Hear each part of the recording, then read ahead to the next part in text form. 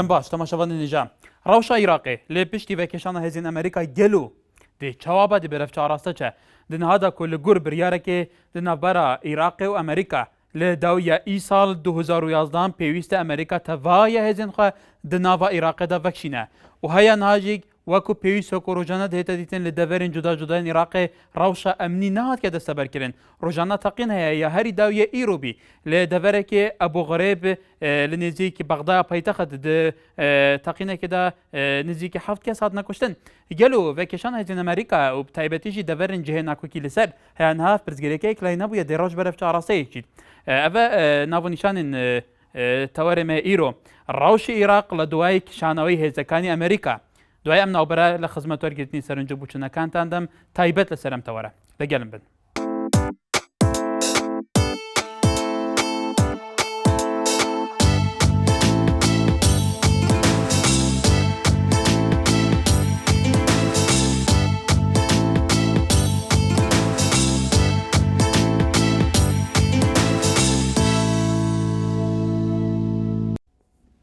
دووبارە سەڵاوتانە بێبینە لە بەرەزەکان. تەوەری ئەمڕۆی بەرنامەی ئێوە بەرنامەی خەڵێک تایبەتە لەسەر ڕەوشی عێراق لە دوای کیشانەوەی هێزەکانی ئەمریکا کە بەپێی ئیتیفاقێک لە بینی حکوومەتی عێراق و ئەمریکا پێویستە لە کۆتایی ساڵی 2011 کە ئێستایە هەموو هێزەکانی ئەمریکا لە عێراق بکشێنەوە. دوای کیشانەوەی هێزەکانی ئەمریکا لە عێراق بە تایبەتی کە ئێستا ناو بەناو ڕووداوی تەقینەوە دروستە بێ ڕفاندن دروستە بێ لە عێراقا کە ڕەوشی ئەمنی لە عێراق وەکو ئەبینرێ وەکو پێویست کۆنتڕۆڵ نەکراوە لەلایەن هێزە ئەمنیەکانی عێراقەوە بە تایبەتی ناوچە دەبڕاوەکان لە بینی حکوومەتی هەولێر و حکوومەتی بەغداد تا ئێستا و ناوچەنە ڕەوشەکەیەک لای نەبووتەوە. لە ئێستاشدا ڕەوشی ئەو دەڤەرانە بە تایبەتی جەلال و سعدیە و خانەقین هەندێک لەو دەڤەرانە ڕەوشی ئەمنی بەرەو خراپی ئەڕوە. گەلو دوای کشانەوەی هێزەکانی ئەمریکا لە ئێستادا لە عێراق ڕەوش بەرەو چ ئاراستەیە کردووە. ئێوەی بینەر ئەتوانن لەسەر ئەم تەوەرە بۆ چوون و سەرنجەکانی خۆتان نیشان بدەن. یەکەم پەیوەندیشمان ئالێ لە شاری سلێمانی. ئالێ خان فەرموو. ئالێ لە شاری سلێمانی. ئەو کاتتان باش کاک حەمید لە هەولێرەوە ئەم کاتۆ باش کاک حەمید. هەموو کاتێکتان باش سڵاو لە هەموو ساسی بەرنامەکەتان کەناڵەکەتان بەڕاستی خارەت بۆ ڕەوشان لە وەزعێکی زۆر زۆر باش داین لە وەزعێکی زۆر زۆر خەتەرناک داین بەڕای من یارمەتیم بدەن قسەکانی خۆم بکەم ڕای خۆم بگڕم بۆ ئەوڕۆ بەڕاستی خەڵکی کوردستان خەڵکی عێراقیش داواکارە خۆزیارە پێش کشانەوەی هێزەکانی ئەمریکا حکوومەتێکی بنکە فراوانی دەوێت لە بەغدا و لە هەولێر یعنی بەڕاستی حکوومەتی تاگرەویمان قبول نییە و دواتر ئێمە لە ڕابردوودا خۆتان دەزانن لە زمانی کسینجەر غەدر لە میلەتی کورد کراوە ساڵی 1974 ئەوە بۆ کاتی خۆی بوو بەڵام لە ئێستادا داواکارم کە لەسەرۆ گوڤانسا لا هیلاری کلینتۆن بەڕاستی سەرکردەکانی خۆمان بەڕێز سەرکۆمار سەرسووری مالکی بەڕێز سەرۆکی هەرێم هەمویان بەرپرسیارەتیان دەکەوێتەوە یعنی دواتر ئەگەر دێت و ئێمە تەجروبەین لەم فەسەل بێنین لەم تەجروبە دیموکراسیە نەک سەرکردەکانی کورد سەرکردەی پارتە سیاسیەکە ئەمریکاش بەرامبەر بۆ بەرپرسیار دەبێت یعنی ئایا لە داهاتوودا بۆ ڕێسای ئێمە لە وەڵامی مێژوودا چی وەڵامی مێژوو دەدەن ئەگەر ئێمە فەسەل بێنین لەو تەجروبەی دیموکراسیەتا ئەمریکەکانیش لەگەڵ ئێمەدا فەسەل بێنن بەڕاستی حکوومەتێکی بنکەفراوە بەڵێ کاک خەڵکانی تەکنۆکرات ئەوە زۆر بەتایبەتی لە هەرێمی کوردستان. بەڵێ کاک حەمید لە هەولێرەوە ئالێ لە شاری سلێمانی ئالێ خانم کاتەوە باش ئێوارە باش کاکەکار باشتر دەستخۆشی تەوەرەکە و لە یەکەم زۆر سپاس. بەڕاستی بەڕای من هێزەکانی ئەمریکا لە عێراق نەکشێتەوە باشترە چونکە وەکو ئەبینین ئەم پێشمەرگانی ئێمە کۆنتڕۆڵی خۆیان پێ ناکرێن جاوارە کۆنتڕۆڵی هەرێمی کوردستانیان پێ بکرێەوە بەڕای منیش دەستیان خۆش بێکە هیچ خزمەتێکی ئەم وڵاتە ناکەم ئەوتە ئێوارە نیە 5-6 کەس پەیوەندیتان پێوە نەکا لەسەر معاشی پێشمەرگاڵن معاشەکەمە کەمە ئەنجا بۆچی خۆشیان بن بە کوشکە حکومەت حکومت هیچ منەتێکی لیان نەزانێ و کە هیچ یارمەتێکیان هەیە کە معاشێکی باشیان بۆ دابین بکاسبێنێ پاشە ڕۆژیان لەسەر ئەو معاشا بێ بەڵام پێت وایە ئالەخان سبەینە خوا نەخواستە دوای کێشانە هێزەکانی ئەمریکای کە ڕەوش تێک چوو بە تایبەتی ڕەوشی هەرێمی کوردستان تێک چوو کە ئەگەر ڕەوشی هەرێمی کوردستان ڕەوشی ئاسایی هەرێمی کوردستان تێک چوو بێگومان تهدید بوو بۆ سەرژیانی تاک بە تاکەم کۆمەلگایە پێت وایە ئەو کاتەش مەعاش و هەر شتێ بکەن بوویان و بۆیە خەڵکی پێشمەرگە نەبێ و ناوچەکە نەپارێزرێ والله نازام يعني من هاد برأي من أو رأي شخصي خوم بو بيان باشا هیچ بو مولاتنا كان چونکە حکومت هیچ منەتێکی لێ نازانێ هەتا ئێوە بەڵام وڵاتە وڵاتی تاکێ کەسێک نییە وڵاتی شخصێک و حەزبێک نییە وڵاتی هەموو کەسێکە ڕاستەکەی وڵاتی هەموو کەسێک نییە وەکو خۆت ئەڵێ بەڵام ئەوە شتێکی وایە منی وە ئەناسم کە زابتی ئاسایش بووە 15 ساڵ 16 ساڵ خزمەتی هەبووە لەسەر ئەوەی کە گوایە پارەیان وەرگرتووە لە کەسێک نانبراویەکە ئەی باشە ئەو مناڵەکانی تاوانیان چییەوە ئەو کەسەکە خۆی ئەو کاری کردووە بە هەر حاڵ سجن ئەکرێت یعنی نانبراوەکرێ ئەی مناڵەکانی لەو کاتەیە بڵێن چی یعنی نازام ئەمە هەر حکومەتێکی قەزا و قەدەر ئەو کاتێکی خۆشیش سپاس عمەر لە شێخان ئەزبوارم کاک عمەر دەم باش باشە کاکە کار چۆنی باشی زۆر سپاس کاک عمەر کەرەمکە مەمنون سپاس دەکەم کاکە تەوارەکەتان لەسەر چ بوو تەوارێمە کاک عمەر لەسەر ڕەوشە عێراقی پشتی ڤەکێشانە هێزن ئەمریکا کۆبریارە لە داویایی ساڵان لە دەوی دەمیدا کوام لە داویایی ساڵین بێگومان تەمامی هێزن ئەمریکا لە عێراقی بێنە ڤەکێشان گەلو بدیتنەتە ڕەوش بەرەف چاڕاستە چیت کاکە وڵا ڕێی من ئەگەر ئەمریکا بکشێتەوە لە عێراقی ئەمریکا بۆ مەسلحەتەکەی تایبەتی خۆی نەدابان نەدەهاتە عێراق ئەگەر مەسلحەتێکی تایبەتی خۆی نەبا نەداهاتە عێراق ئێستاش گەلی جار لە برادەرەکانم گۆم لێ بوویانیوە بەچای خۆماژی بینیمە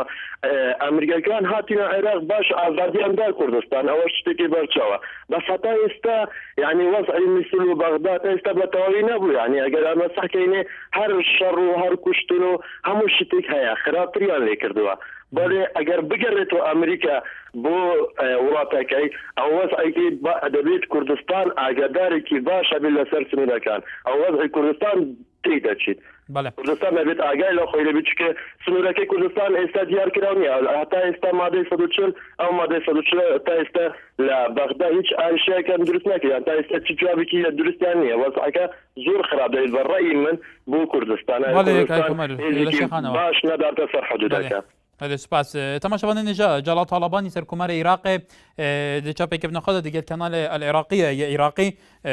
دبیجه اف ابخوا کو سرکومار عراق دبیجه نبونا باوریه دناوا سرکردین سیاسیین عراق دا بگشتی بوی صدم دروزبونا واله یک زور و هر وها پابند نبونا آلیین سیاسیین عراق برای کفتنامین پیشتر بو نمونه هولیر تینید کل سر کفتنامه هولیر آلیین سیاسیین عراق رکتن حکومت یکتیان اجتماعی بنگه برفره ببین کنها لبغداد دسر حکمیه دبیجه نبونا باوری دناوا آلیین سیاسی العراق دا روش برف واراستی چی گلو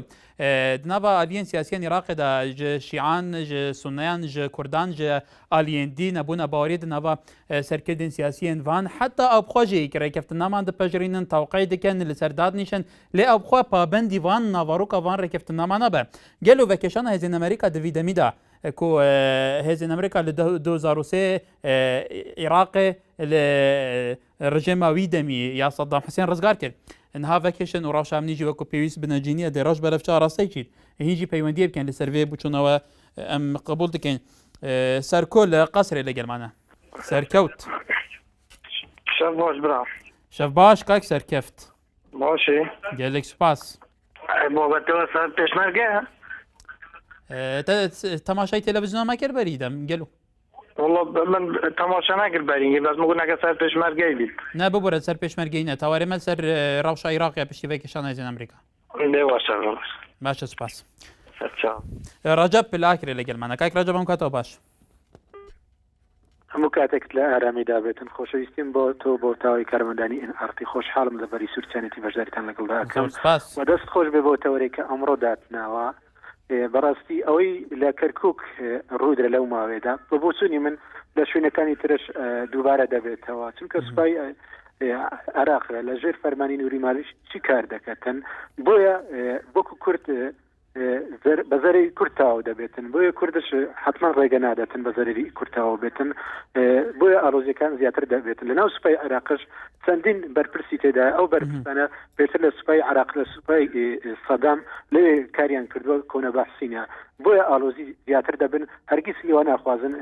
شوێنەکان ئارام ببن بۆیە هیوا خوازم هەموو کاتێک ئارامی بۆ عراق و بۆ کوردستانش بگەڕێتەوە بۆ سوپای کوردستانیش وەکو هێزی پێشمەرگەی کوردستان سوپایەکی ئەکادیمی نییە ئەوەتە ڕێک نێخستراوە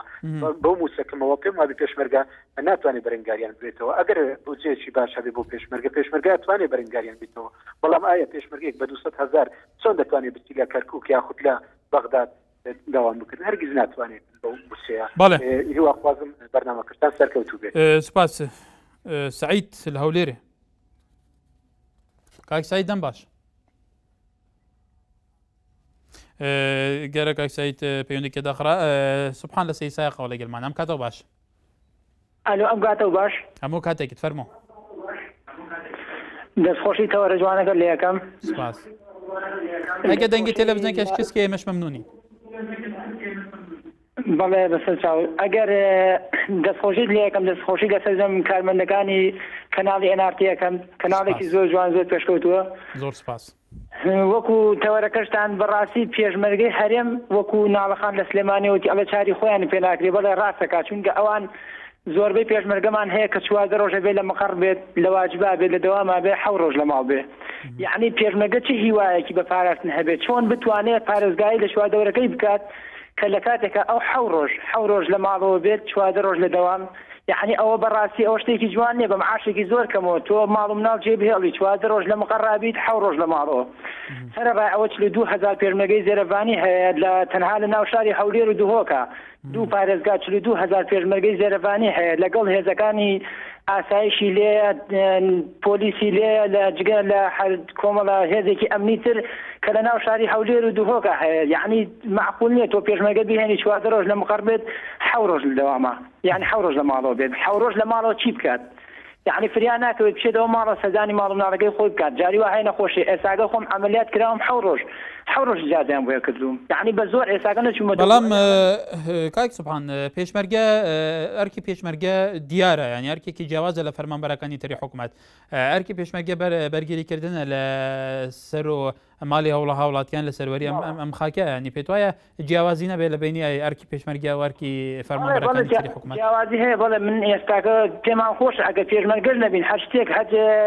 ڕوبەڕووبوونەوەیەک بەرامبەر بە حکوومەتی خۆمان و بەرامبەر بە گەلی خۆمان و بەرامبەر بە خاکی خۆمان هەبێ وەکو خەڵکێکی کوردستان ئێمە خۆمان پێشمەرگەین لە پێشترا هەبوو ئێمە لە شاخا بووین باوباپیری ئێمە لە شاخا بوو لە شاخکانە ببێ معاش ببێنان و ئەو لە شاخکانە بۆ ڕاستەکەیت بەڵام ئێستاکە لەخوا بەجێبێ ئەمنی کوردستان پارێزراوترێ لە چاو جارانە یعنی پێویست ناکات تۆ 4 ڕۆژ لە مەقڕ بیت و 7 ڕۆژ لە ماڵ ئەوە پێویست نییە ئەمجا وەکو هێزەکانی ئەمریکا کە ئێستاکە کشاونەتەوە پێویستە ئێمە جێگەیان بگرینەوە ئەوان هیچ هینەکیان لە هەرێمی کوردستانە زۆر کەم بوو یعنی ئەوان ئیشوکاری ئەوان یعنی دەوامی ئەوان و ئەرکی ئەوان لە ناو خاکی هەرێما زۆر کەم بووە تەنها کەرکووک بووە کە ئەوانەوە بووە ئەویشەوە بوو نیانگەشت یعنی بەڵێ کاکی سوبحان بەڵێ سەرنجەکان گەیشتن دڵخواست لە باژارێت هۆکێ کای دڵخواست دەم باش دەمە باش خاڵێ کار دەستخوشی دەکەم بۆ بەرنامەی دڵخواست سەرگەلێ وەکو ڕۆژنامە نوێسێک هەلبەتە الگۆردیتنا من وەکێشانە هێزن ئەمریکا و بۆ چوونا من ڕاستیت ڤیا سەرکرداتیە سیاسیا کوردی بڕیارەکە بۆ ئێرانە دابا بۆیەکێ هەرچەندە ماکو ملەتی کورد تایبەتی هەرێما کوردستانی دیتنا منە و بۆ چوونا منە دی گەلێک نەدگەلژیبن لێ ئەم هەبوونا هێزن پێشمەرگێ و دیسان هەبوونا دام و دەستگەێنین گەلێک جارە گلەیەکەن کو دونەگرتیە لێ سەرڕەوینە ئیگرتنێ کارێ پێنگاوێت باش گەلێک پارێزوانیەکە باشتی تایکردن لێ بوو دەرە و دەڤەری ناخوتی سەرمەدیت ئێکەم پێنگاو هێزن ئەمریکی چاوە ئەلفروخانە هەب یا کەرکووکی هاتنە وەکێشان مەدی چاوە دژمنت نەشێن بێژم دەست سەر vê firokxanê dayket bu yekî çûnke zanî Kurd û hêzên polîsan û evan dihêne wekî bêjin نامکنه فروخانه که مدنی باراب تر بریارجی یا کرداویان گودی تنامه و کشان هزن امریکی ماسترین جو که خوینه به جرکات العراق هلدنه و بوچونا منه ابروکجی ویده میداجه اگه سکرداتی سیاسی کردی بریارکا یا جدی نه تدام طیبتی کرکوتی وانده ورا الگودی تنامن اگر از هزت ماجد امریکا بهنه و کشان در ماسترین وکی بشین گلک رفرزونا بین ایشالا روش نه روش نه جرکات خوینا یک دلوپه پیشمرگه که بهترتن همیت آماده نبرگیه کردستان کن هر پارچه که بیشیله تایبت دور ناکوکیل سر اشم بجم او پارچه کردستان بله که قاعد الخاص لی دنبا دستور هردمی عراق میکانیزم چاره سرکن روشا دورن ناکوکیل سر انکو دورن وقتی هر نوکبی هات بودن ماده 140 بوله هیان هوا کو پیویس ماده 140 که پراکتیز کردن کردان چندین اتفاق دو قلی و چهار قلی و پنج قلی دیگه عالیین دیگه سیاسی عراق هیان ها بجاری هم حکومتان کردیا گلو بو روشا وان دورن وکو پیویس ناتا چاره سرکن روز بروج برف خرابونه چی کیل سر به چنده برپرسیاره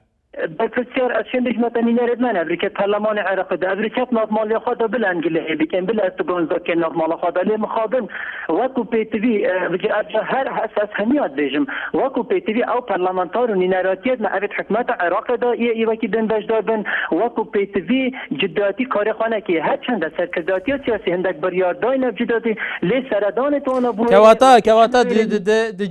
دجای که چارنویساسو کو پارلمان عراق نونرین کردان کو بیجید بره دوا کو پیویس نکارینه نونراتی خلکی کردستان بکن یک بوچی کردان دنگ بودایم یا دوی بوچ هیان ها و کتود بیجی مادم دوره خانه دید که بو اجراعات جدید گل ناد نکرین گلو بله اولی جه بسیاره براسنی اجی گل بوچون تمالی بویتن جدیاتی شول بیتا کرن امریکا همی پیک و نشن همی تشخص امریکا اگر او پارلمانتار اوید یان او وشن بجمتا یت سکرداتیت اوید ناف هزید لشکری دابن ایان هر دام دزگی کی دابن اگر نشن رول خوب درست بینن از بجن بلا وکی بن دستش کار خوب ازن بجن ان نشن بکن وکی بجن بلا بریار دویرانه دن برانبر ملت خو امریکا از وکو جنجک از گل بوچونه امریکا تر حد نکی هیچ هنده که زندگی کامانجیک ویت سرکرداتی و امهنی ملت کد بریار دویرانه دن بیت اگر سوز بیتا دان و دیسا ماهی که زور یکیم بیتا دانن اگر سوزت خو حکمت عراق جیبه جی نکد بلا وکو بایکوت بکن حکمت دا بله قاید الخاص باشترین چاره سریع بوی که ما فترال ملت کد زفن و دیسان هیوی دارم بله قاید الخاص سپاس بسرنجاته ریبار لا شاری هولی را ولی گلمانه که ریبار هم کتا باش الو بله که ریبار ام کادت باش برای برزم سلاو دیده سلاو لجنابی شد فرمو برای برزم تو رقد لسر جيش امریکا بله الو بله جمله تفرمو براكم لسر تو رقد جنابت يعني هيك ناوچيكي عراق بيستي بهيز ندي ابي ناوچيك كردستان بيستي بهيز اغاني امريكا بيه يعني هيز امريكا زور ضروري بو كردستان هيكي نيه كردستان سي چيك ساعت سرجع ده نيتواني بشرطه و آسایش کنترلی که پیشمرده هنا استاکاری که به پیشمرده کردو چوستانیتی و لقصار راتبی شرطه و آسایش زیاده که نازانه بتمای پیشمرده شید که یعنی که پیشمرده بدات جوالا ابرا والله سكرت كم سنه بموبايلك وتلفون بكذو بقر سنه يا اخي عملت 6000 شي بكم الله دوام مكان عنوانيه بابا دوام مكان بقى بيان ديك بدو من تينا دوام كان مثلا دروج دوام كان بيستروج لما بمو دينار للجفال مع النبي دعوات ليا كم يعني ما زور كالتلفون الدوكا دعوات ليك اربو ايش باش على صدق يك بيرنا صار تلفزيون بين 6000 شي يعني زور يعني عاصي بينا دسي وناتو انك بيرنا صار تلفزيون بله كاك ریبار بگومان وەکو تۆ تیت زۆرترین کەس لە پێشمەرگە بەرزەکان تێلەفۆنەکەنەوە گلەی خۆیان نیشاندان لە کەمی معاش و لە زۆری داوام و ئیلتیزامات ئێمەش لێرە بە چاوان پێشنیارەکەت بە جددی وەرەگرین و بە دواداوتنی باکەن لەگەل لایەنە پەیوەندیدارەکان زۆر سپاس پەیوەندیکەن سپاس کاکە ڕێبار لەو لێرەوە عیمات لە شاری کەرکۆی کاک عیمات ئەم کاتەوە باش تو وەکو بە حکمەوە لە شاری کەرکۆی ئەژیت کێشانەوەی هێزەکانی ئەمریکا ڕەوشی عێراق بە تایبەتی ئەو ناوچانە ناوچە جێناکۆکیەکان شاری کەرکووک ئەو ناوچانە پێت وایە بەرەو چ ئاراستاڕوە بەڵێ بە قوربان دەست خۆش بۆم بەرنامەجان بۆم تەورە جوانش بەڕاستی لەنگی خۆیەتی من دەستخۆشی لێکم پێش دەستە تەوەرگە قسەکەم تکار لێکم کەس ڕێ نەدا بۆ جێرە کەسانە قسە پێشمەرگە بێ بەڕاستی پێشمەرگە شتێکی زۆر زۆر پیرۆزە بەڕاستی ئەمە پێشمەرگە پارەتمانێتی ئێمە ئەگەر تایبەتی خۆمان خەڵکی شاری کەرکووک پێشمەرگە نەبێ بڕوات بێ لەوەیە عەرەب بێتە ژامە بە کاتی زمانی سەدام حوسێن بێ و بێتە شوێنەکانمان دەربەدەر بین تکار لەو کەسانە قەم ڕێ مەدە بۆ جێرە کەسە خاتنی هەوری پێ خەڵک ئازادە چۆن قسە بکە بەس مەسەلەی تەشیرکردنەوە قەت ڕێگە بە هیچ کەسەی نادەنێکە لە ڕابردوشت و بینی بێ بەڵام هەیە پێشمەرگە هەیە گلەیە کە یەکێک لەوان کاک ڕێبار لە هەولێرەوە ینی گلەیەوە کرد معاشەکان زۆر زۆر کەمە لە چاو فەرمانبەرەکانی تری حکوومەت هەروەها ئیلتیزاماتی داوامیان زۆر زۆر قۆرسە ینی لەبەرەوە ئەوان داخوازی خۆیان نەگەێنن ئەمە شتێکی ئاساییە بەڵێ بە قوربان عەزیزەکەم بەنسبەی هێزەکانی ئەمریکا بەڕاستی من بە شتێکی زۆر زۆر باشی دەزانم هێزی پێشمەرگە باشەکشەی کردوی سەر شتێکی زۆر زۆر باشە لەبەرەوەی من 9 ساڵە مە شاری عێراق ئازاد بووە ئیسەش ئێمەش مەزحەقی خۆمان و لەبەرەوە ئێمە ئیسە جێشێکی تایبەتمانە جێشێکی باشمانەیە دابین کراوە شتێکی باشە بە ئەو جێشانە چۆنی ئەمریکا دەگرێتەوە بەڕاستی شتێکی زۆر زۆر باشە من بە کشاندەوەی ئەمریکەکان شتێکی زۆر باشترە ئێمەش ئێستا جێشێکی باشمانەیە لە عێراق بە تایبەتی پێشمەرگە مانەیە هێزی تێشی ئەمە حرز وەتەنیمانەیە جێشێکی زۆر زۆرە لە عێراق ئێستا ئەو جێشانە شوێنەکانی ئەمریکەکان ئەگرنەوە بەڵام ڕێکخستنی ناو هێزانە سیاست و ستراتیژی و تەکتیکی کارکردنی ئەو هێزانە تا چەند لە بەرژەوەندی پاراستنی ئەمنیەتی عێراق دەبێ بەنگشتیان ڕنگدانەوەی ئەو هەموو سیراعە تایفیە و ئەقەلیە و نەتەوەیە لە ناو عێراق ڕنگدانەوەشەیە لە ناو هێزانەش بەڵێ برا ئەز دەکەم هەموو ئەو تشتانی ڕووی لە شاری عێراق زۆردا ئەم تەقینۆم تشتانە ڕۆدا بەڕاستی ڕاستە خۆی پاراستنی جێش عێراقیە ئێمە ئێستا بە تایبەتی جێشی عێراقی پاراستێری شاری کەرکووک و شارەکانی دیکە هەموو پاراستووە ئەم جێشە شتێکی زۆر زۆر باشترە ئێمە پێمان باشترە جێشی ئەمریکی بگەڕێتەوە بە شتێکی باشتر بە قاعدێکیان بمێنێتەوە قاعدێکی بچۆ بمێنێتەوە شتێکی باشترە بە کۆمەڵیژی بڵێن بە من پێم باشترە هەر جێشی عێراقی باشترە بەڵێ کاکیمەت لە کەرکووکەوە بینەرە بەڕێزەکان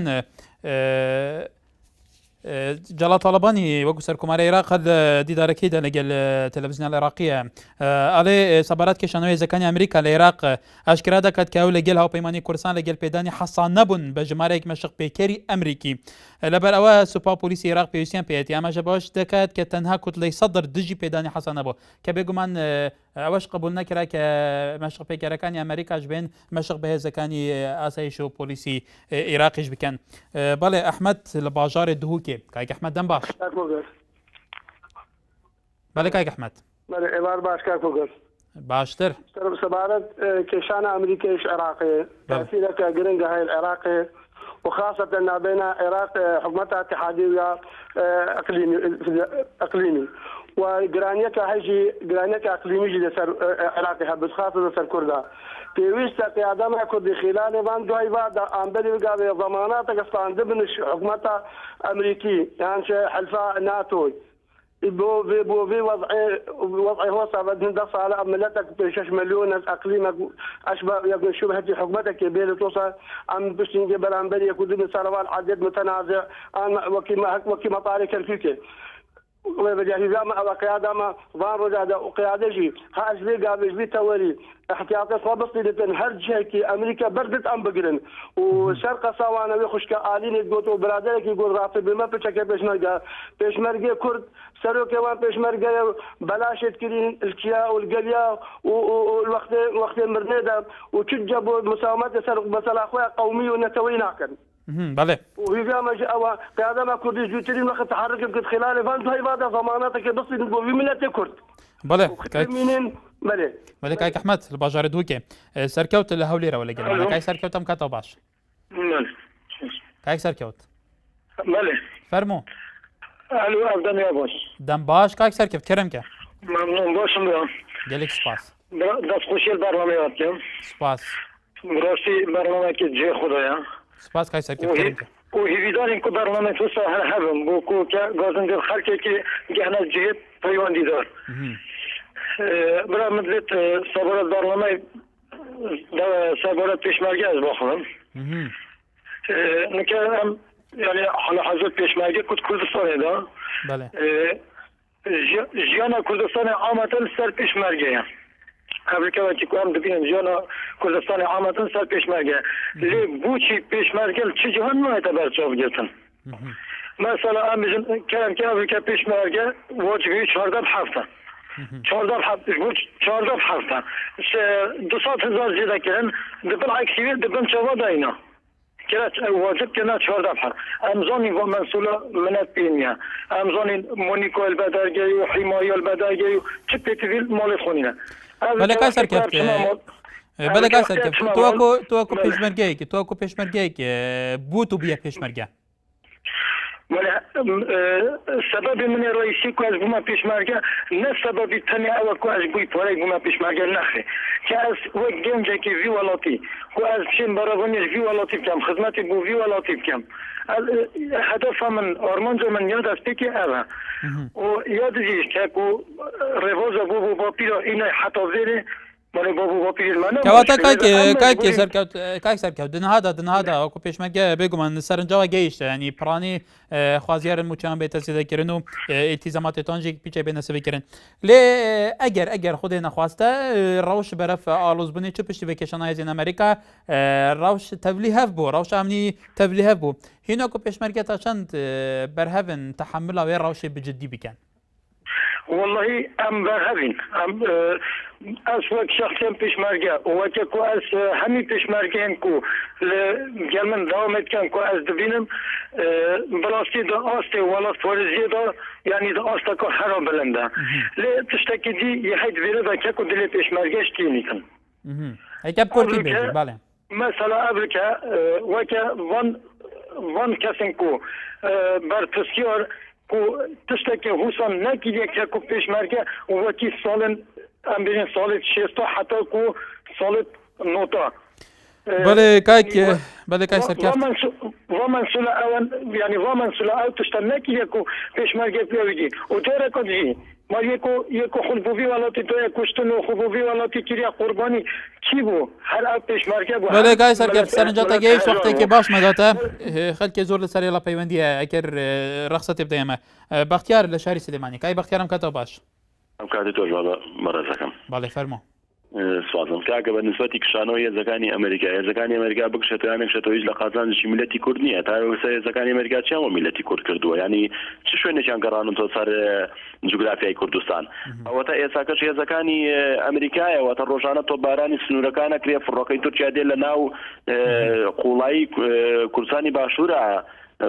چەنەها ئەندامانی منداڵ پیر ژن ئەوانە دەکوژێ ڕست باغ مەڕوومەڵات دەسووتێنێ هەتا و گەساکە هێزەکانی ئەمریکا توانیانە چی پارێزگارێک بەڵام پێتوایە وەکو تۆتیە و دەبەرە ناوچەند ناکوکێ لە سەرەکان نەگەڕانەوەی ئەو ناوچەنە بۆ سەرهەرێمی کوردستان ئایا خەتای ئەمریکا تیا بووان هەندێک خەتای تریشە بوو والله ئەزانی پێش هەموو شتێک ئێمە پێویستە بەڕێزەکەم پێویستە پێش هەموو شتێک ئێمە ماڵی کورد یەک خەینەوە ئێمە گەر ماڵی کورد یەک نەخەینەوە هیچمان پێ ناکرێت چونکە لەبەرەوە ئێمە با ئەوە پشت بە هێزی دەرەچی نەبەستین هەتاوەکو بەڵێ کای بەختیار ئەم ڕێکخستنەوەی ماڵی کورد ئەمە یەکێکە لە دروشمەکانی هەموو لایەنە سیاسەکان هەموو سەرکردەکان ڕۆژانە دووبارە ئەکرێتەوە لە دێر زەمانەوە لە تەفگەری کورد تا ئێستاە بەڵام تا ئێستا شۆکو ئەبینرێ وەکو ئەوترێ ناوماڵی کورتەکو پێویست نەرێک خراوەتەوە پێت وایە بوو ناوماڵی کورد مادەم پێویستە ڕێک بخرێتەوە بوو وەکو پێویستە ئێستا نەڕێکخستەوە والله بەڕێزەکەمەوە علاقی بۆ هەیە چونکە با پێڵم ئێمە ئێستاکەش ئەو ینی بەڕاشکاوە نەبێڵێن چونکە دەستێکی دەرەچی هەیە دەستێکی دەرەچی لە پشتە و ئەوەیە کە ئێمە بەو شێوەیە بەرتەوازەی بمێنین چونکە تا بەرتەوازەی بمێنن ئێمە بە بێهێزی دەمێنینەوە ناوچێدا بڕاوەکان هەتا ئێستاکە نەگەڕاوەتەوە ئەوە یعنی پێم وایە 100% دەستێکی ئەمریکی لە پشتە بۆ ئەوەی کە ئەو ناوچەدا بڕاوانە نەگرێتەوە سەر هەرێمی کوردستان ڕۆژانە ئەوەتە ئێمە جێیشی لە ساڵی 2003 باش لە بیرمانە کە هێزی پێشمەرگەویستی بچێت کە سنووری جەبەل حەمرین بۆ شێوەیە بەڕێکوپێکی تەزامن کات و بێتەوە سەر جوگرافیای کوردستان بەڵامەوە هێزی ئەمریکا بوو نەیهێشت بەرەنگاری هێزەکانی پێشمەرگەی کوردستانی بۆ کەوتی لە ماوەی 24 ساعتا بێەوە ناوچە ئەو شوێنانەی کە پێش 2003 دەی بوون ئەبێ بچنەوە ئەویانە بەو شێوەیە بوو هێزەکانی پێشمەرگە گەڕانەوە نەیانتوانی شەڕێکی بۆ شێوەیە بکەن بەڵێ بەختیار لە شاری سلێمانی بەڵێ تەماشەوان نێژا سابیر لە باژارێ بەغداد دەگەلمەیە کاک سابردەم باش سەرێ من دەستخۆسیەوە بەنامە لێکم بەڵاتی بەنامە کتۆرەکاندا زۆر پیرۆزی جوانە بەڕێزم ئەگەر ئەو کەسانەی کە ئەڵێن کورد ئەمریکای پێویست نییە ئەوانە من واتێگەم زۆر خوێندنەوەیان بە تەواوی کارەکان نەکردووە گەلی کورد تا ئێستا ناوماڵی خۆی ڕێک نەخستووە چۆن پێویستی بە ئەمریکانە لەبەر ئەوەی ئێمە تا ئێستا لە قۆناغی حیزباکێن نەچونەتە قۆناغی سپایەکی ڕێکخراوی پاکچاوی ڕێک و پێک بۆ پارێزگاریکردنی وڵاتەکەمان تا ئێستا شوێنە زەوت کراوەکانمان بە هیچ شێوەیەک جوابی ئێمە نەدراوەتەوانێ بۆمان بسلمێنن کوا بگەڕێ خاوەنما بگەڕێتەوە سەرماڵی خۆی ئەگەر بێت و ئەمریکا بگەڕێتەوانێ لە هەر چوارلاوە دزمونەکان دانیان لێ تیز کردوینە زۆر ئامادە باشیان کردووە بۆ داگیرکردنی جارەکەی کوردستان و بۆ پەرچێشکردنی کوڕەکانی کورد ئێمە زۆر پێویستمان بە ئەمریکا هەیە کە لە خاکی کوردستان بمێنێتەوە هیچ نەبێت لە شوێنە زەوت کراوەکان هەتا ماف بگەڕێتەوە بۆ خاوەن ماف و ماف بگەڕێتەوە بۆ خاوەن ماو بەڵێ کاک سابیر بە حکمەوە تۆ لە بەغدا قسەکەیت نوێنەرانی کورد لە بەغدا کە سەر و کومار کوردە وەزیری دەرەوە کوردە سوپاسەلاری عێراق کوردە چەند ئەندام پەرلەمانێک بەدەیان ئەندام پەرلەمان کوردن سەرۆکی لیژنەکانی ناو پەرلەمان هەندێکیان کوردن ئەی بۆ نەیانتوانیوە تا ئێستا ئەجندایەکی هاوبەشی توکمیان هەبێ بۆ چونیەتی دیراسەکردنی ڕاوشەکە وەکو پێویست خەوانستاتوو بن بۆ پێش هاتانە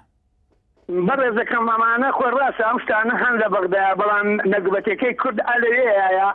حیزبایەتەکە گەلێک کەوتۆتە بەرژەوەندی حیزبایەتەکە گەلێکەوە زیاتر کەوتۆتە سەر کوردایەتەکە و خاکەکە و وڵاتەکەوانێ ئەوان هەوڵەدەن ئەم خۆی دەوڵەمەند کا بۆ ئەوەی ئەو لە ناوبەلێ ئەو خۆی دەوڵەمەند کە بۆ ئەم لە زۆر بەداخەوە. بەڵێ کاک سابیر لە باژارە بەغدا گەلێک سوپاس تەماشاوانە نیجا پرانیەوان ئەوێن هایانها بەشداری تەوەرە ئیرۆداکردین تاکیدە لە سەران دەکەن و پێویستە کورد ناوماڵە خوارێک بێخە و پێویستە کورد خەوانستاتوو بە خوددان ئەجیندا بە ئەجیندایەکی هەفبەش بۆ چاوەتکە ڕوپڕبوونا ڤێڕەوشەوەندێکیشان تاکیدکردن و بەکێشان هێزن ئەمریکا لە عێراقی دێڕەوشە کوردان بەرەف خراببوونەیە بچە و پێویستە کورد دەوی چارچوبیدا هێزە خوارێک بخە پشتی وێنەبەرێ جاردن لەسەر هەمان بابەت لە خزمەتی ئێوەدام.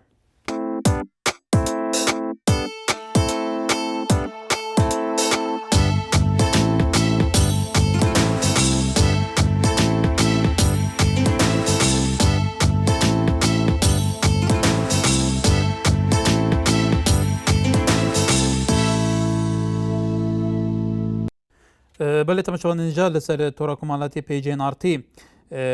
ڕاسان دهۆکی دەبێژە ما ناوان دوی دەمیدا باشتر بێت ژەڤە کێشانەوان هەروەها جۆتیار شوانی ئاڵێ من ئاڵێم ڕکابەری حەزبەکان دەست پێ ئەکات بۆ کورسی دەسەڵات و کوردیش لەم ڕکابەریەشدا بەشدارە بێ هەروەها ڕێبەر سلێمانی ئاڵێ بەڕای من ڕەوشی عێراق بە تەواوی چاک دەبێ هیوادارم بڕۆن زۆش بڕۆن دەستیان خۆش بە پێی بچوونی خۆی هەروەها ئامیر ئۆمەریش ئەڵێ ڕۆیشتنی قازانجە بۆ کورد چونکە بە ڕۆشتنی ئەوان عەرەبەکە لە ناوخۆیاندا دەبێتە شەڕیان و بەو هویەشەوە ئەبێتە هۆی بێهێزبوونیان. بەڵێ بابزانین کاک ئەحمەد لە کەرکووکەوە لەسەر ئەم باسە چیاڵێ کاک ئەحمەد ئەم کاتەوە باش ئەم کاتەوە باش بەڵێ ئەوی ڕای جەنابەت وڵای ڕێی جەنابم ئەوەیە کە پێم باشە نەگەڕێتەوە لەبەرەوەی من وەکو پێشمەگەیە قساکەم بەڵێ من لە کەرکووکەوە قساکەم وەکو پێشمەگەیە پێم باشە نەگەڕێتەوە لەبەرەوەی پێشمەگە هیچ هینێکی بەم حزبانە نەماوە بەم حکوومەتە نەماوە ینی پێم باشە نەگەڕێتەوە لەبەرەوەی پێشمەگە سقەی نەماوە بەم حزبانە ئیتر لەبەر ئەوە بوو نەماوە تو پێشمەرگەیەوە وەزاراتی پێشمەرگەیە سەر بە وەزارەتی پێشمەرگەی و ئەرکی تو پاراستنی وڵاتەکەتە بۆ بەڵێ لەبەرەوەی ئەمانە لەبەرەوەی پێشمەرگە سقەی نەماوە بە حزبەکان ینی بە حکوومەتەکە بە حزبەکە کەسە و من بە حزبەکەی خۆم سقام نەماوە. بەڵێ هەوڕەمان لە بیارەوە کاک هەوڕەمان هەوڕەمان دیایتان لەگەڵایە فەرموو کاک هەوڕەمان ئەم کاتەوە باش هەموو کاتێکی جەنابەت بە قوربان بۆ مەسەلەی بەغداد مەسەلەی عێراق هێزی پەیمەوەی کوردستان بەڕاستی دەوڵێکی زۆر گەنگی بینیوە لە بەغداد هەتا بڵێ هێزی پەیمەوەی کوردستان لە عێراق و لە بەغداد دەوڵێکی زۆر گەنگی بینیوە چونکە سەرکۆمارمان سۆرۆک مامجاد سکرتێری گشتی یەکێتی و سەرکۆماری عێراقی فدرال بەڕاستی ئەم پرۆژە دەستورێک کە پێشەکە پرۆژەیەکی زۆر تایبەت بوو کۆمەڵێک حیزب و کۆمەڵێک لایەنی ئۆپسیۆن باسی ئەوە دەکەن کە گوایە تاڵەبانی لە بەغدا هیچی نەکردووە هیچ ئەوان خۆیان نوێنەری کوردن لە بەغداد نوێنەری کوردن زودنەوەی گۆڕانیشی کۆمەڵیشی یەکگرتووش نەیانتوانی و پرۆژەیەک پێشکەش حکوومەتی عێراق کاک هەوڕەمان بەڵێ ئێمە باسیەوەکەین داکە هێزەکانی ئەمریکا لە عێراق بکێشنەوە ڕەوشی عێراق بەگشتی بەرەو چ ئاڕاستەی کردوە هێزەکانی ئەمریکا لە عێراقکردنەوە بەڕاستی ڕۆژی عێراق بەگشتی بەرەو خراببوون نەڕوات چونکە ئێمە وەکو کورد بەسراین بە هێزەکانی ئەمریکاوە بەڕاستی بەڵێ هێزەکانی ئەمریکا لە عێراق دۆڵێکی گرنگیانێت تا ئێسش بەڵێ ئەگەر هێزەکانی ئەمریکا لە عێراق کەشنەوە بەڕاستی ئەمریکا عێراق بەڵێ دۆڵێکی زۆر ناخۆشەوە بەڵێ ئیبراهیم لە شاری بەغداوە کاکی ئیبراهیم ئەم کاتەوە باش کاتیدا باش برا کاکی ئیبراهیم دەم باش کەرەم کە تفاصيل سفارة سر كيشان الأمريكا العراق راستي ضرر غاز نازل بكردايا. بله. چون حتی نگم کردا بخور چی نگیری. هم پشمرگین البغداد هم ببینین مسئول البغداد یعنی چی تشت مازل پر جوانجا ملتی دانا که بالعکس اینده بریوان مثلا تشتکی وصای احتمال کو بره پاره که تشتکی دست خوب ببینین بریوان نرهد کو تشتکی با ملت کرد ببینین صبحی هزار امریکی بره بچن بله کاک ابراهیم کەواتە مادام ڕاو شواسایە نهاتوو لە بەغدا چیت کە گەل و تایبەتی وەکو پێشمەرگەیەک بله برا تو پێشمەرگەی وانینە بله کەواتەوە کە توت بێژی ڕاو شواسا بیت و وان چ بووی ملەتی نەکرد بیت گەل و تو نها لە بەغدا چتکەی ام نکای الفریج ام بینین الفریج يعني ام قال وان الفريج بما تشتغل صار تاكرن وال بكردستان بخوشين هذا تاكرن يعني تشتكي قالك كيف ام ما قالك مسؤولية حكومة العراق دائما قالك بلد بله توفيق لشقلاوة كاي توفيق ام كاتو باش على ولا باش باشتر كرمك باش توفيق خوش نوتان لقد دبري شقلاوة خوش عالم حيوان كمبوديا مش خوش حالي بالنسبة لقرانوي إذا كان أمريكا وما إذا كان بقرانو بلام هندش أمينين بوي عرب كان تستشاهد مينين ولو أمريكان تشتشي واي بوما نكر بلام هندك هبميني بوي لكاتي تنقاني عرب كان زيادة هرا شمالية كان حرسنا به دفاع يكون لأهل كردستان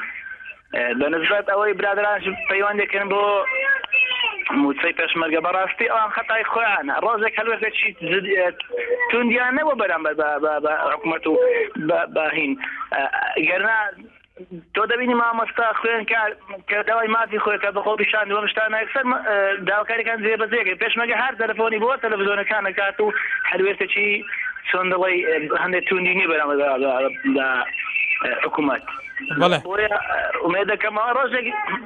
بارەگەیەکیان زێنێت ڕۆژێک دامڕی خوان زێنێت بۆی ئەوانیش چۆن دەڵێ لێرە هاتم ئەوە هەر دەرێن معاشکمە و پێت وایە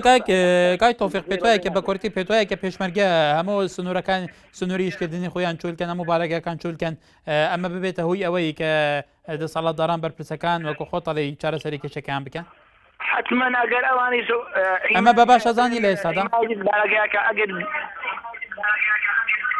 ئەگەر جێبێڵ و ئەگەر هەلوێت تونیا هەیە بەرامبەر بەوان بە حکوومەت بە دەسەڵات ئەوانی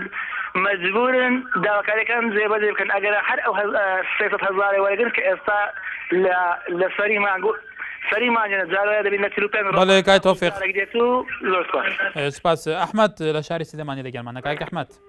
بەڵێ چۆنی بەڕێز زۆر سپاس ئەحوال وەسۆنە باشە وەقڵا زۆر سپاس کاک ئەحمەد فەرموو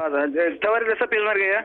تەوەری من لەسەر ڕەوشی عێراق دوای کێشانەوەی هێزەکانی ئەمریکا لەسەر پێشمەرگە تەوەری لەسەر پێشمەرگە نییە وەڵام من وەکو پێشمەرگە قسەکەم بەڕێژیان ئەڵێ پێمان باشە لەسەر لە چارچەوەی تەوەرەکە قسە بکەی بەڵام فەرموو بە کورتی سەرنجی خۆت بگەینە بەسەرتا وەڵام وەکو معاشی پێشمەرگە کە معاشیشی کەمی هەیە سەرۆشی هەرم چەند کەڕەتی جملی وەڵێ پێشمەرگە نزیک کەسە لای من گلێنەی چاومە تێگەی یعنی معاشی پێشمەرگە بەڕاستی زۆر کەمە یعنی دوێنە شواگەم لێ وە بەرنامەکەتان پێشمەرگە ئەڵێ برادێک کتی ئێمە پێشهێزی پێشمەرگە کە معاشەکان کەمە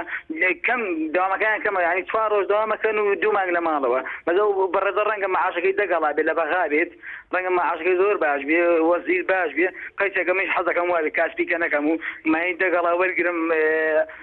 20 ڕۆژ داوام کەم 5 ڕۆژ داوام کەسابەتی کە نەکەم بەڵێ کاک ئەحمەد سەرنجەکەت گەیشت کەژاڵ هەر لە شاری سلێمانیەوە ئەم کاتەوە باش کاتەوە کاتێکت باش کاکاتشوانی زۆر سپاس کەژاڵخان فەرموو سپاس برای گەورەمی دەست خۆش بێ بۆ تەوارەکەت خۆشەویستیم بۆ تۆ بۆ هاوکارانت بۆ ئۆبرای لە بەشی پەیوەندیەکانش کاکە هاکارگیان من بە بۆچوونی من وەکو ئافرەتێک بەڕاستی زۆر زۆر حەزم کرد کە ئەمریکانەمان لە عێراقا لەبەر ئەوەی خۆمان هێزێکی زۆرمان هەیە ئەگەر بێت و موچەیەکی باشیان بدرێتێ بە دڵسۆزانە لەوە باشتر بکەینە کیسەی ئەمریکیەکان هەرچەند یەک شتێ باشیانە کرد دە خراپیانە کرد یعنی بە بەلاش و بە یعنی بە خۆرایی لەگەڵ ڕێزمان نەمانەوە لە عێراقا هاتن یعنی چۆنەڵی فەساد و نەخۆشی و شتێکی خراپشیان کرد بۆ خۆمەڵگای ئێمە بەس بە بۆچوونی من هەرچەند یعنی هیوادارم لە بەرپرسان و دەسەڵات و لە حکوومەت یعنی موچەی پێشمەرگە و ئەم بەڵێ کەژاڵخان بێجگە لە موچە بێجگە لە موچە گەلە جا وترێ ئێستا هەر هێزی پێشمەرگە دوو بەشە هەردووی بەشە لە ژێر تەسیراتی هەردووکە حەزبی سیاسی کوردستانی دەسەڵاتدار پارتی یەکێتی دانا ئەوانە ئەم هێزە ئاراستایکەن وەزارەتی پێشمەرگەش هەیە تا ئێستا هێزانە یەکتریان نەگرتوتەوە پێت وایە ئەمە تاچەند کێشە دروستەکەلەوە ئێمە تاچەند کێشە لەوە دروستەکە کە ئێمە تا ئێستا خەوان هێزێکی نظامی ڕێکوپێکی توکمەی هاوبەش و یەک ستراتیژمان نییە ئەمە تاچەند بێژگە لە موچە کێشە دروستەکە بۆم پرسیان پێشاتەوە بەڵێ کاکارگیان براکەم ئەگەر بێت و وەزیری پێشمەرگە بێت و یعنی یەکسانی بێ لەگەڵ یعنی وەکو بەغایە ئێستا بەغا موچەی سێ من خزمێکمان هەیە موچەی لە کەرکووکە ملیۆنێک وەرەگرێت ئەی باشە پێشمەرگە بۆچی 320,000 وەربگرێت ئەگە بێت و یەکسان بن شەڕێکی خەباتێکی باش بکەن لە بەرلەمانی بەغایە بێت و موچەکە یەکسانی بێ بەڕاستی هیچ پێویستیمان بە ئەمریکانی و بە یعنی هیچ لایەنێکەوە نییە ئێمە خۆمان موچەمانەیە کە یعنی نەوتمانەیە خێر و خێراتمان زۆرە بەڵێ کەژاڵخان زۆر سپاس گیان بەڵێ سپاس محمود لە شاری ئەو لێرەوە کاک محمود ئەم کاتەوە باش ئەم کاتت باش هەموو کاتێکت فەرموو کاکە دەستخۆشی بەرنامەکە لیاکەم زۆر سپاس هیوادارم سەرکەوتوو بن زۆر سپاس برای بەڕێز من دەربارەی هێزی پێشمەرگە قساکەم هێزی پێشمەرگە کاکە جان تاکو ئێستاکانە لە ڕووی چەکەوە ئەگەر تەلەڤیزیۆنەکەت کەسکێ کاکە عەسکەریەوە کاک محمود ئەگەر تەلەڤیزیۆنەکەت کەسکێ تکایە بۆی باشە دیمانێت لە ڕووی تەجهیزاتی عەسکەریەوە لە ڕووی تەجهیزاتی عەسکەریەوە تاکو ئێستاکانە وەکو دێشی عێراقی نییە کاکە هێزی دێشی عێراقی هەموو ئیمکانیاتێکی هەیە لە ڕووی ئیمکانیاتەوە زۆر بەهێزە زۆر بەقووەتە هێزی پێشمەرگە تاکو ئێستاکانە فیشەکی ناو کلاشوکۆفەکان ناو مەخزنەکانیان تا ئێستاکانە هیچ ساڵی ئەگەڕێتەوە نەوەتویەک کاکە جان ئێمە لە ڕووی چەکەوە هەمووی سینیە هەمووی کلاشکۆفی خراپان هەیە بەڵام کاک محمود چەند کولیەی سەربازیە لە هەرێمی کوردستانە چەند کولیەی سەربازیە لە هەرێمی کوردستانە چەندین بەش قوڕایەنان هەیە بڵێ ڕاستەکەی بەڵام لە ڕووی چەکەوە ئێمە پێویستیمان بە چەکی چاک عێراقی فەرموو بڕۆتە مەشایکە لە ڕووی سلاحەوە لە ڕووی ئەجهزەی متەتەوڕی